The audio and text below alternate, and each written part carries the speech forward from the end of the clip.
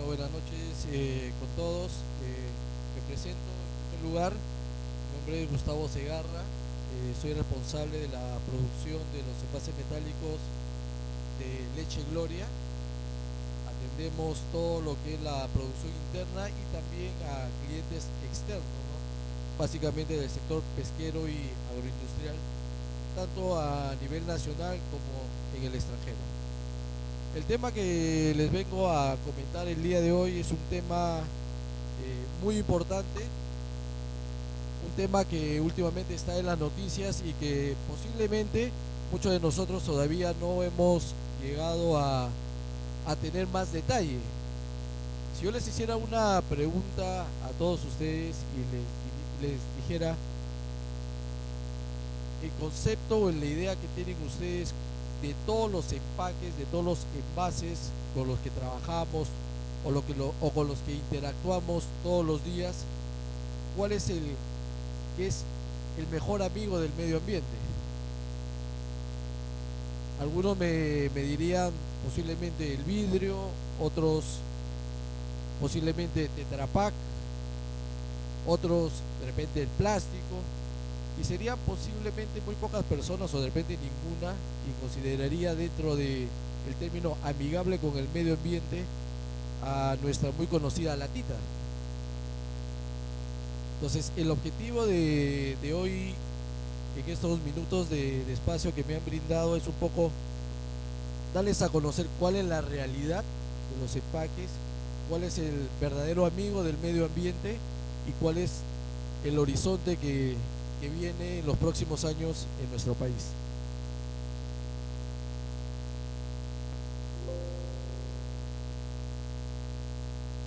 Okay, en la presentación anterior el ingeniero Llerena mencionó acerca de la ley 30884, que es la ley que regula el uso de los plásticos, el uso del plástico en los recipientes y que sean de un solo uso, ¿no? Esa norma, el objetivo es reglamentar el porcentaje del reciclado de este material que es el plástico y cómo va a ser el cambio progresivo en los próximos años en nuestro país. Aquí podemos ver cuál es la realidad y cuál es el horizonte que se nos viene. De manera inmediata ya hay lugares turísticos en donde ya se ha restringido el acceso con, por ejemplo, botellas de plástico. Machu Picchu es un ejemplo de ello.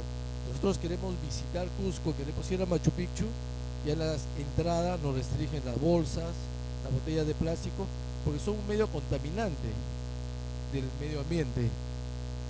A partir de marzo y en un lapso de 6 meses ya empieza la restricción con algo tan sencillo que nosotros veíamos cuando asistíamos a los restaurantes, ¿no?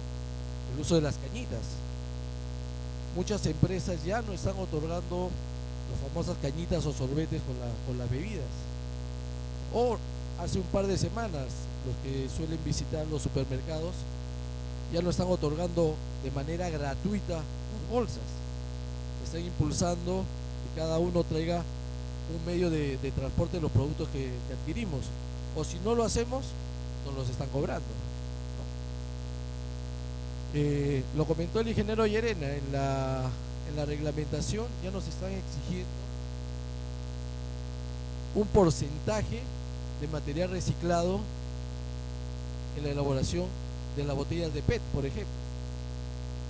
Y en 3 años, el tema del uso de los empaques con la denominación biodegradable. Es algo que vamos a tratar nosotros de exponer hoy día y de clarificar algunos conceptos, ¿no? Entonces ya para el 2021, por ejemplo, ya se está restringiendo el uso de todo lo que son tenedores de plástico, los platos descartables, cosas que son de un solo uso y que vamos a ver dónde terminan. Terminan en los basurales o terminan en los océanos. Y vamos a ver cómo esto nos afecta en nuestro día a día. En el 2012 el Estado hizo un análisis de qué es lo que encontraba como residuo sólido, ya sea en el mar o en las principales cuencas de los ríos del Perú. Y la sorpresa fue bastante grande. Por ejemplo, encontraron que un 45% de la basura que se encuentra es plástico. Básicamente las botellas descartables. Madera, un 14%, papel, vidrio, en menor proporción, envases metálicos, la lata de cerveza, la lata de leche, la lata de durazno, también estaban presentes en una menor proporción. Bueno, y en la industria, algo que también contamina bastante, el tema de famoso trapo industrial, ¿no? Datos estadísticos, por ejemplo, ¿dónde se concentra más esta contaminación? Si lo vemos por región y por playas, en Lima, la playa de Huacho, una playa que tiene alta polución de residuos sólidos y que posiblemente no sea de conocimiento de todos. Este es un estudio que hizo la Universidad de Georgia, Estados Unidos, en el cual trata de concientizarnos que si nosotros no fomentamos el cambio, si no hacemos nada a partir de hoy día, va a llegar un momento en donde la situación va a ser insostenible.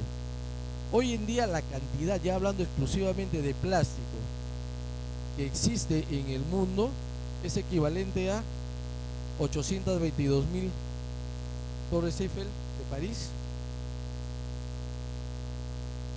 80 millones de ballenas azules, 1.000 millones o 1 billón de elefantes.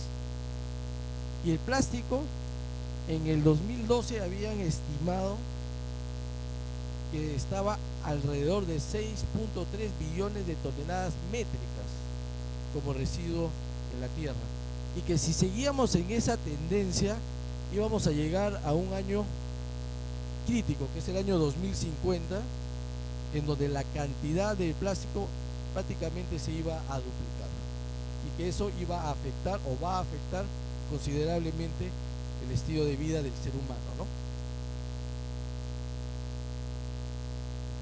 Mucho del plástico, como vimos anteriormente, termina en el fondo del mar. Y aquí entra en discusión algunos términos que se suele utilizar en la industria. Por ejemplo, que el plástico es biodegradable, ¿no? Hay observatorios, ONGs internacionales que se están enfocando en tratar de demostrar lo contrario, que el plástico, la bolsita biodegradable que nosotros compramos o estamos fomentando el uso, no desaparece, sino ingresa, forma parte de la cadena alimenticia. Una bolsita biodegradable, como la que a veces recibimos, cuando está en el mar, demora aproximadamente 20 años en biodegradarse. Una botella de plástico, 450 años. Una galonera de yogur, por ejemplo, que usualmente está hecha de polipropileno de alta densidad, de igual manera esa cantidad de años, alrededor de 400 a 500 años. Las redes de los pescadores, que muchas veces en las actividades propias de su labor se pierden y van a parar al fondo del mar, en promedio se desintegran en alrededor de 600 años. Entonces, en ese sentido, el plástico no está siendo pues un aliado del medio ambiente y está demandando más años de lo que dura la vida humana, entre comillas, desaparecer del medio ambiente. En el 2015, Jan Beck es una consultora que hizo un estudio acerca de cómo se está moviendo el desperdicio plástico en el mundo. No sé si ustedes han tenido la oportunidad de navegar por internet o ver noticias en otros países donde existen estas famosas islas de plástico. Si vamos acá relativamente cerca, Galápagos, nos suena familiar, en Ecuador, las tortugas de Galápagos que están en peligro de extinción. Frente a esa isla, aproximadamente a unos 70, 80 kilómetros más adentro, hay otra isla que se está formando, que ya prácticamente en dimensión son 3/4 partes del tamaño de la isla de Galápagos, que está formada única y exclusivamente por residuos plásticos. Este estudio básicamente nos enseña hacia dónde está llegando a parar todo este plástico en el mundo. En rojo son las potencias mundiales, por decirlo de alguna manera, que el plástico lo están tratando de reutilizar, o que de alguna manera hay industrias en esos países, especialmente en Asia, que se encargan de comprar ciertos niveles de desperdicios que originan países de primer mundo, como en Europa o como en Estados Unidos. Hablando un poco más cerca, en la región tenemos a la megapotencia Brasil, ¿no?, que aproximadamente está aportando 74.7 millones de toneladas de plástico al año, y esas están yendo a parar a nuestros océanos. Aquí de manera gráfica podemos ver la concentración de plástico en los océanos. Frente a las costas de Chile en mar abierto, cerca a nuestro país, también se está formando otra isla. Si podemos, apreciarlo acá. Los puntitos rojos nos indican las zonas donde se está concentrando en mayor cantidad el plástico, y eso está en función también a la corriente marinas. Si nosotros analizáramos la corriente peruana, la corriente de Humboldt, obviamente tenemos, por decirlo de alguna manera, una ventaja, porque todo el plástico que se generaría en el sur por el efecto de la corriente se estaría desplazando hacia el norte. Pero miren cómo están al frente de Centroamérica o de México, y las islas de plástico que se están formando ya en el océano Atlántico. Es una situación realmente bastante preocupante. Y si vamos más allá y vamos al tema de la ubicación en Europa, donde ya está realmente incontrolable, es justamente en el mar Mediterráneo, donde si nosotros hacemos un zoom en esta zona, prácticamente vemos que ya el tema es bastante crítico, ¿no? ¿A qué le llamamos crítico? Por ejemplo, aquí podemos ver la leyenda de que existen concentraciones entre 900 gramos hasta 2.500 gramos o 2.5 kilos de plástico por kilómetro cuadrado. Realmente es un número bastante alarmante. Estas son fotos reales, cómo flota el plástico en el océano, cómo los animales marinos de alguna manera están siendo víctimas de la contaminación que genera el ser humano. Y aquí podemos ver una ballena que varó en una playa, y cuando le hacen la autopsia, la abren a la ballenita, ven lo que ha comido y tenía aproximadamente 6 kilos de plástico que había ingerido y que le generó obviamente pues la muerte, ¿no? ¿Por qué les comento esto? Porque, como habíamos dicho anteriormente, la incidencia del plástico en el mar está haciendo que forme parte de la cadena alimenticia. Hay un término que vamos a desarrollar en unos minutos y que posiblemente ya lo han escuchado, el famoso microplástico. ¿Qué es el microplástico? ¿Cuál es su interacción con el medio ambiente y cuál es su interacción con nosotros, con los seres humanos. ¿Por qué? Porque la basura plástica, el desecho que está en el océano, como habíamos visto, tarda una cierta cantidad de años en descomponerse. Y a medida que se va descomponiendo, que se va degradando, esto viene siendo ingerido ¿por quién? Por los peces.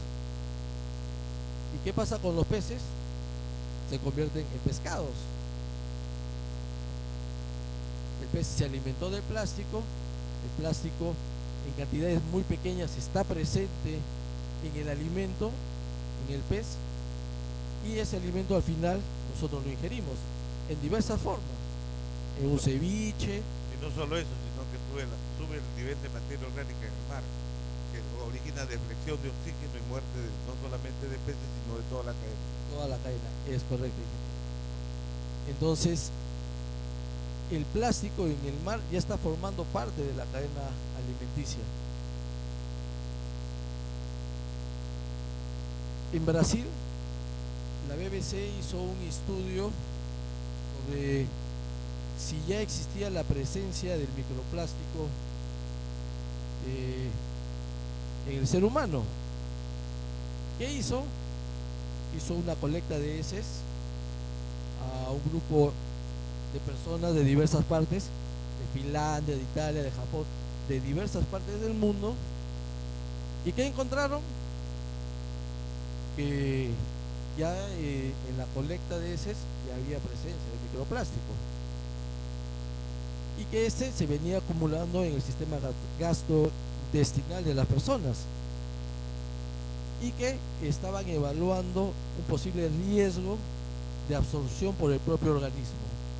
O sea, nos está haciendo mal para la salud.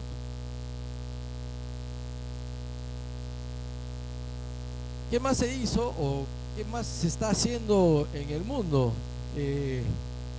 ¿Han escuchado de la sal de maras? Es muy buena la sal de maras. Ahora va a ser mucho más cotizada esa sal. ¿Por qué? Porque en el 2018 se hizo un estudio a diversas sales de mesa, en particular 39 marcas de sal a nivel mundial, y resulta que de esas 39, 21 marcas de sal contenían microplástico. Y obviamente la sal forma parte de Sal marina. la sal marina, forma parte de como un ingrediente culinario en casa de todos. Entonces, ya no solamente es en el alimento, en el pez, ahora también está en la sal. ¿Y dónde más también está? En las botellitas de plástico. Por ahí he visto algunas personas que están tomando sus botellitas, o tomando un jugo, un refresco, un agua en una botella de plástico. La Universidad de Nueva York en el 2018 hizo un análisis de 259 unidades como muestra de diferentes tipos de marcas de agua que se envasan y que se comercializan a nivel mundial, de diferentes partes del mundo, Estados Unidos, Brasil, países de Asia. ¿Y qué encontraron? El 90% de esas botellas estaban con presencia de microplástico y que solamente 17 de esas 259 podríamos denominarlas o que no se había detectado el microplástico o que estaban libres de. La semana pasada o hace unos 10 días salió un reportaje en Perú 21 del Diario Nacional, donde más o menos indicaban que un peruano en promedio al año consume el equivalente al tamaño de una tarjeta de crédito como cantidad de plástico que ingerimos, ¿no? Ahora, ¿qué está haciendo la industria? ¿Qué está haciendo los países de primer nivel o industrias top? Nestlé, por ejemplo, está regresando a sus orígenes. Los que ya son un poco mayores, van a recordar que muchos de los productos venían en conservas de hojalata. Están regresando la crema de leche, el dulce de leche y otros productos que comercializan a este tipo de empaque. Pero también viene la innovación. Otro de los productos que es amigable con el medio ambiente es el cartón y el papel. Y ya están desarrollando empaques con ese tipo de materiales. Coca-Cola, ¿qué está haciendo Coca-Cola? No sé si han visto las propagandas que salen a nivel nacional, para no hablar del extranjero. Está poniéndole mucho énfasis al envase retornable. A nivel internacional, como política, Coca-Cola está haciendo un giro y está mirando otro tipo de empaques. Las latas de aluminio, el tema de los envases reciclables y obviamente todo esto empujando una política de reciclaje, ¿no? Cervecerías a nivel internacional de alguna manera también siguen esa línea, porque si bien es cierto el vidrio no es tan contaminante como el plástico, pero también tarda bastantes años en regresar a su estado natural. Entonces estas cervecerías, llámense Ambev, Bacchus, en este caso tenemos Guinness o Carlsberg, están saliendo de la presentación tradicional en botella de vidrio, están yendo hacia las latas de aluminio. En África, por ejemplo, las empresas como Diageo, Unilever, Coca-Cola, Nestlé se han asociado. ¿Y qué están impulsando? El reciclaje. Están tratando de educar a la población en una recolección selectiva de los residuos que cotidianamente nosotros generamos. Hoy en día, ¿cuáles son las oportunidades que se presentan?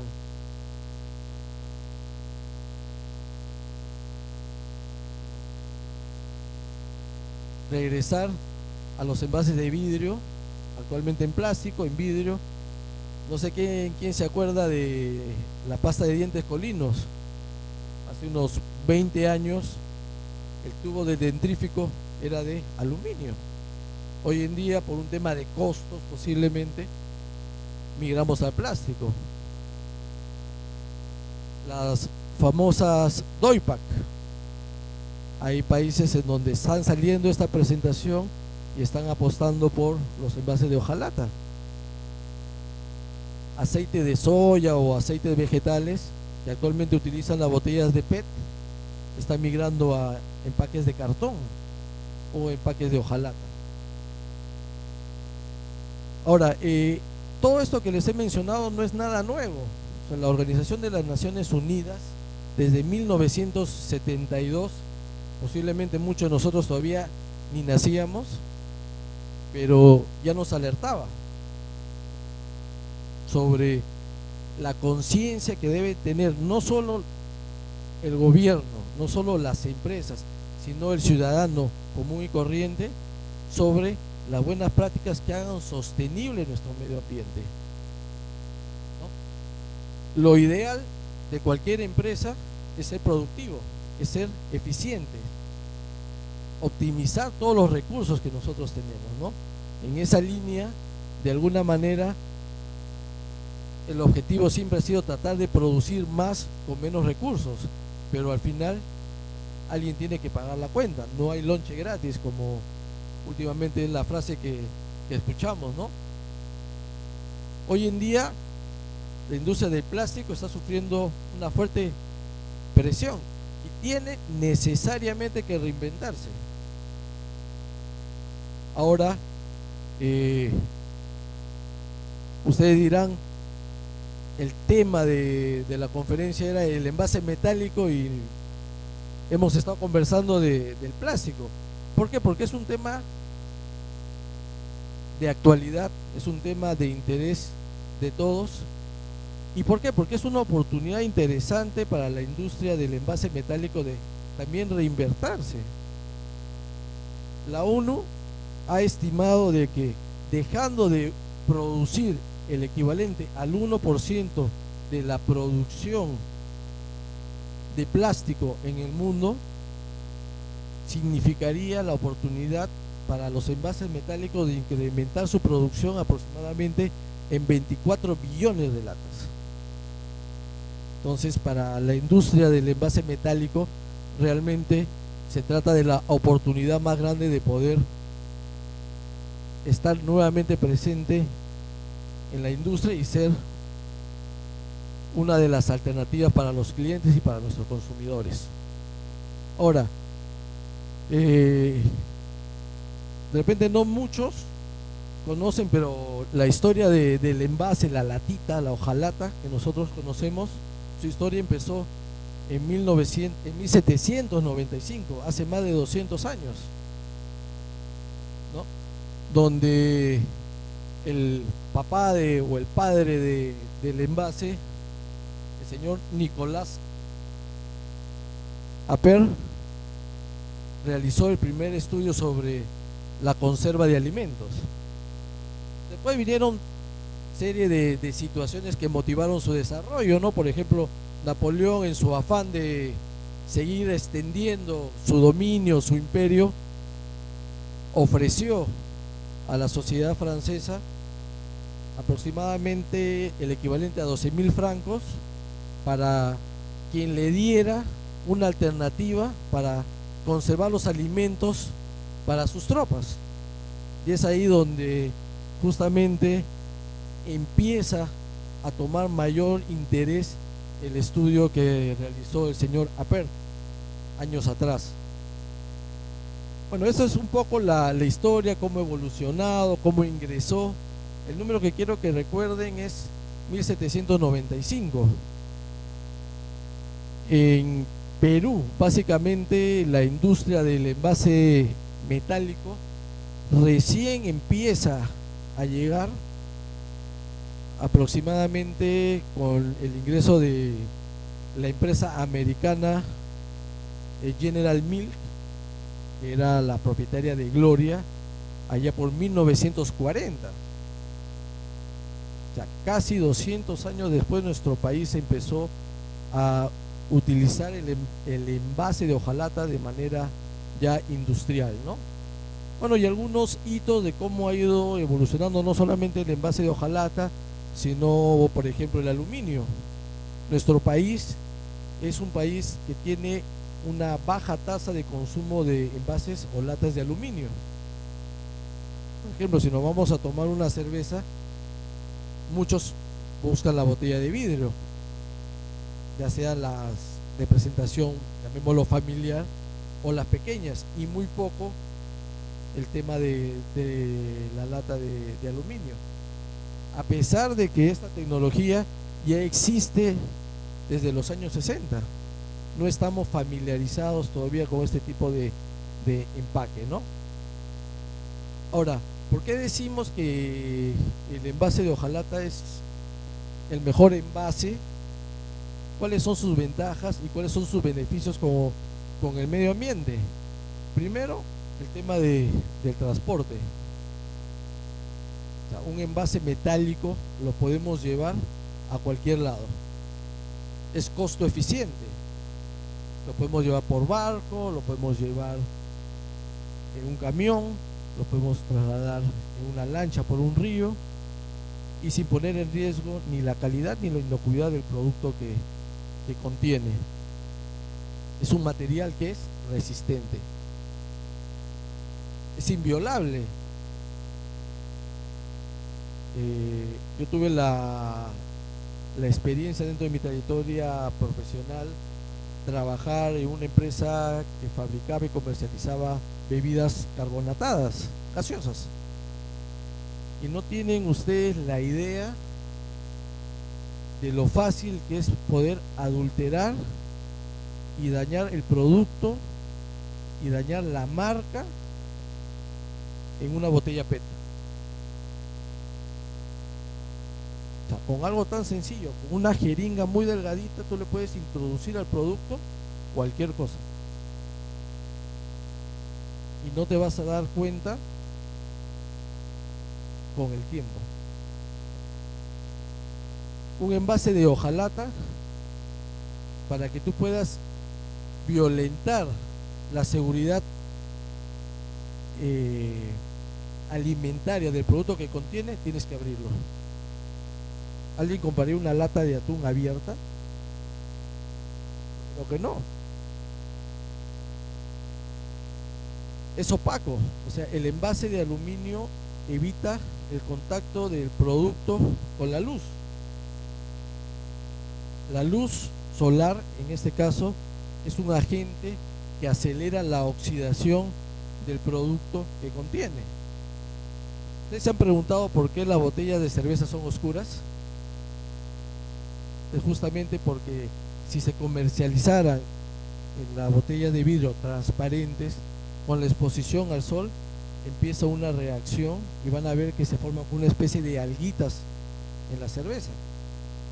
Por eso que la industria cervecera optó por el color marrón o un color verde.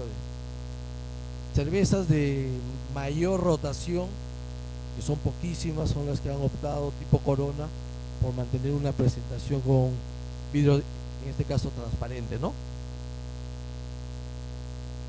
El envase de hojalata es un envase que, al ser herméticamente cerrado, podemos básicamente almacenar, comercializar cualquier tipo de producto, y obviamente, ¿no?, sin ningún tipo de preservantes, ¿no? Es reciclable.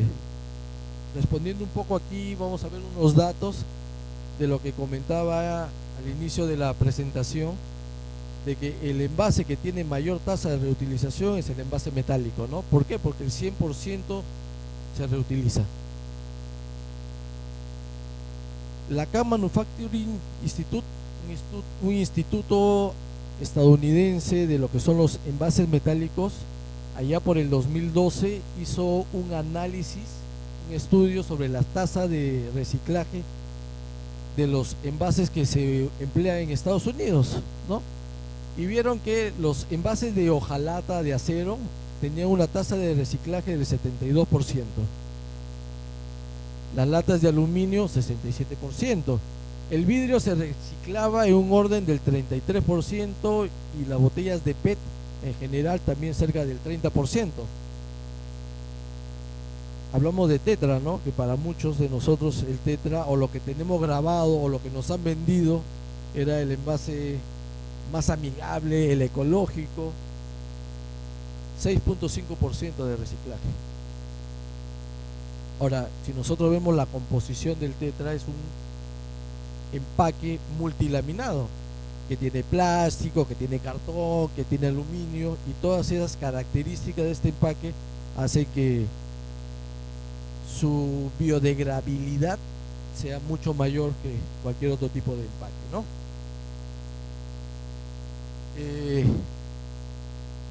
Las latas de acero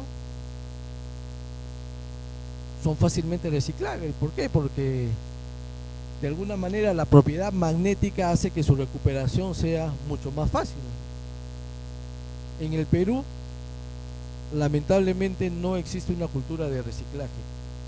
Hay ciertos distritos a nivel de Lima que ya están empezando con una cultura de educarnos en lo que es la recolección selectiva de los desperdicios que generamos en casa, pero otros países de alguna manera están mucho más avanzados. Inclusive, si miramos nosotros hacia Europa, hay países en donde si uno no entrega los residuos que genera en su hogar correctamente segregados, tienes que hacer un pago adicional en lo que es el tema de los, llamémoslo así, en los arbitrios o los servicios municipales de recolección de basura, ¿no? ¿Qué más podemos decir?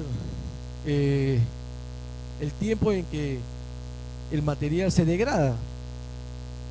El papel aproximadamente demora en promedio entre 3 semanas a 2 meses en regresar a su estado natural.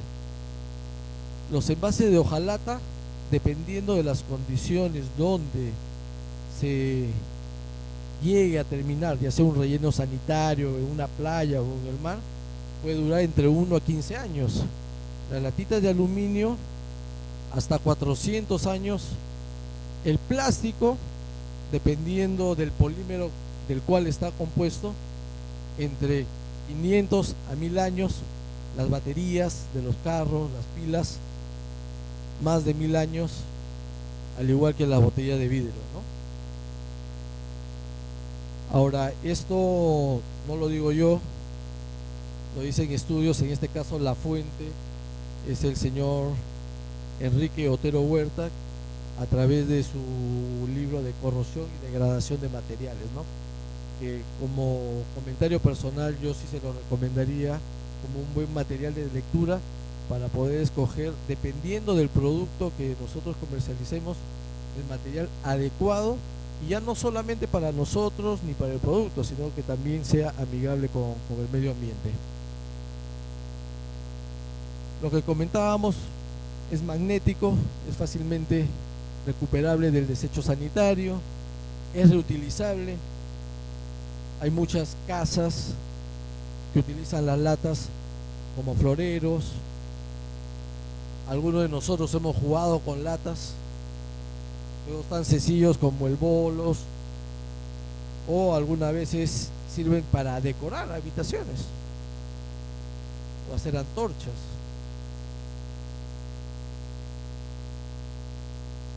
Otra de las ventajas del envase, que también lo hace amigable con el medio ambiente, es de que es el empaque que produce la menor cantidad de desperdicios. La Universidad de Arizona hizo un estudio en donde se determina que al año, se desperdicia, o sea, se va a la basura el equivalente a 34 millones de toneladas de alimentos. Una barbaridad de lo que se va básicamente a un desecho sanitario. La lata tiene la ventaja que uno la puede dimensionar para el tamaño de la ración o del producto que comercializa. Esta universidad hizo un estudio en Estados Unidos junto con el Instituto de Manufactura de Envases, y analizaron el maíz dulce, que es un producto de alto consumo en Estados Unidos y que se vende en diversos tipos de presentaciones, como fresco, congelado y enlatado. Y cuando hacen este estudio determinan de que si yo compro una lata de este maíz dulce, básicamente lo que yo dejo en la lata es el equivalente al 7% del contenido, mientras que cuando lo compraba congelado perdía el 36%, al igual que fresco. ¿Por qué? Porque o no me consumía todo y se malograba, o si lo compraba congelado tenía que descongelarlo y tenía que consumirlo todo, pero de repente la cantidad era demasiado para mí o para el número de integrantes de mi familia, y prácticamente se pierde la tercera parte de lo que se compra. Al ser un envase metálico, la ventaja, como le decía, es que uno puede dimensionar según el tamaño de la ración. Por eso hay latas muy pequeñas, como latas también para otros usos, en este caso de restaurantes, ¿no? El mismo ensayo se hizo para los duraznos. ¿A quién de los presentes no se le ha malogrado un durazno ahí encima de su refrigeradora o en su frutera? Va al mercado, lo ve bonito, los compra frescos, se lleva 1 kilo y pasó una semana y de repente empezaron a malograrse. En este estudio se determinó que el 42%, cerca de la mitad de lo que se compraba como duraznos en Estados Unidos, se iba como desperdicio. Congelado un poco menos, 35%, pero si lo comprábamos en lata perdíamos aproximadamente el 8%. ¿Por qué? Porque cuando compramos una conserva de durazno prácticamente la abrimos y ahí mismo la consumimos. Son pocas veces las que por razones, llamémoslos extraordinarias, se puede perder, ¿no? Ahora, como resumen, ¿no? Ningún empaque es perfecto, ¿no? Lo que comentaba el ingeniero Llerena en su exposición anterior. nosotros tenemos que diseñar un empaque que se adecue a nuestras necesidades. Y lo que tenemos que incursionar dentro de la ingeniería de diseño del empaque ahora es el término de que sea amigable con el medio ambiente. Preferible es hacerlo desde ya, empezar a trabajar en eso, a que pase el tiempo y empiece ya la ejecución de la reglamentación de la ley y nos agarre pues desprevenidos, ¿no? Bueno, dentro de la presentación, no sé si se la va a compartir o no, pero les he adjuntado una serie de bibliografía para los que estén interesados y puedan profundizar un poco más sobre estos temas, ¿no?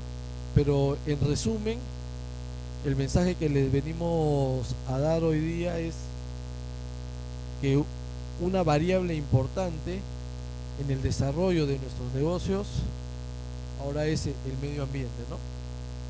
Y desde el lado de nosotros como fabricantes de envases, una de las opciones que es muy amigable con el medio ambiente y que es costo efectiva es el envase de hojalata. ¿Sí? Muchísimas gracias por su atención. Si tuvieran alguna pregunta, gustosos en atenderlos. Yo te quisiera hacer una pregunta. A ver, si la conserva de pescado, el envase representa el 60% del costo, ustedes como Grupo Gloria no han pensado en la posibilidad de hacer un tema de responsabilidad social en el cual promuevan el reciclaje de esas mismas conservas y vaya a sus propias plantas de proceso? ¿Eso abarataría la producción o no es posible obtener una calidad de lata que permita, digamos, reciclarla para la misma producción de conserva?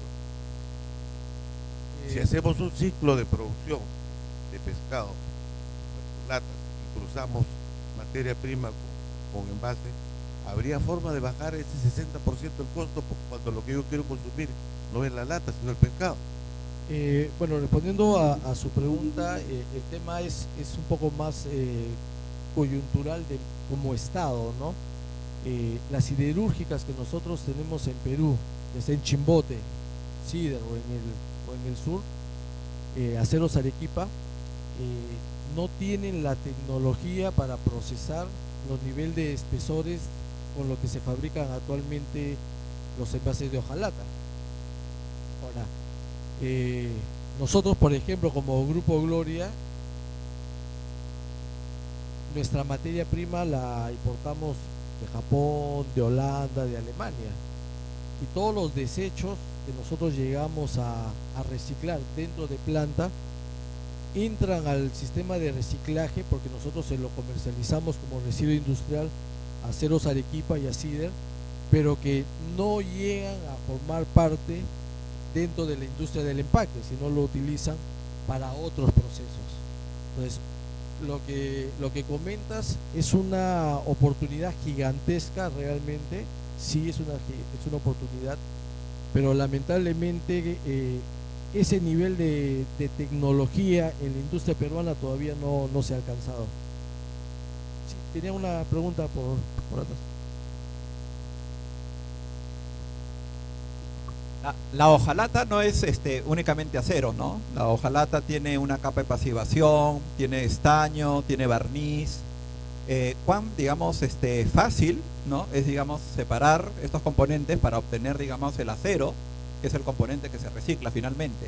Porque yo tenía pensado que esa era la parte difícil, ¿no? Separar, incluso hay una parte de aleación, ¿no? Entonces, digamos, ¿es eso tan fácil, digamos, que el reciclaje no es ningún problema, o sí representa, digamos, una dificultad tecnológica?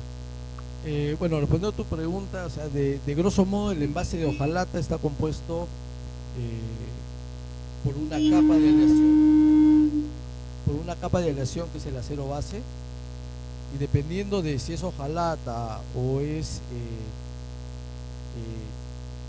láminas de cromo, tiene una capa de pasivación que puede ser estaño o puede ser cromo, y sobre esta capa que es el agente de sacrificio cuando se desarrolla el envase por el esfuerzo mecánico en su producción, viene una capa de un aceite pasivante. Este aceite pasivante básicamente desaparece cuando nosotros le aplicamos el barniz sanitario a las láminas, porque es muy volátil. A 170 grados centígrados el dióxido de cromo, que es el agente pasivante, prácticamente desaparece. Ahora, las películas de barniz que se aplican actualmente a todos los empaques metálicos son capas que de alguna manera estamos hablando en orden de 5 a 8 micras. El ejemplo que podemos hacer en casa es muy sencillo. Si lo quieren comprobar, compren una latita de cualquier producto, déjenla a la intemperie o déjenla sumergida en agua una determinada cantidad de tiempo y van a ver que la lata empieza a perforarse y empieza a regresar a su estado natural, que es el material de hierro. No sé, por aquí de repente pasé muy rápido, pero tenía una foto al respecto. Y la ventaja del material de hierro al que retorna el envase de hojalata, que es un material inerte, que no significa o no da ningún tipo de impacto ambiental.